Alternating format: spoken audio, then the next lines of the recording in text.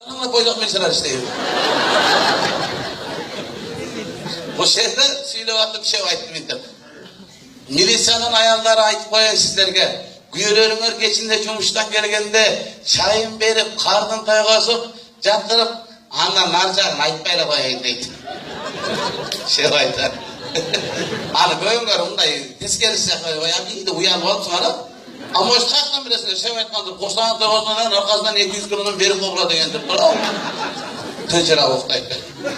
Oşunda şefim bir sözü caktı bana. Menden keyin kim prezident bolsa dağı bir yerin kısıp işlevese caman bolat dedi o.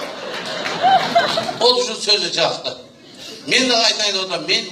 Menden keyin kim kolları prezident oladı olmasa Allah'a bir yerin kısıp güldürmese caman bolat. Oşanın için Kırgızistan boyunca caz çıkardı adam. Şefin sözü emez, meni sözü bul yazıp oldu odamızda. İshak Razak'ın sözü var mı? Sen taza olsan, men taza olsan, kovum dağı taza oladı der.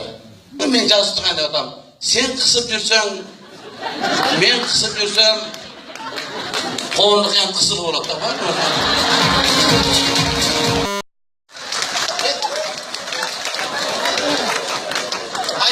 Жыланға шығасам ап Kırgız болып. Çok aksakal, 250 sonda o jetmek.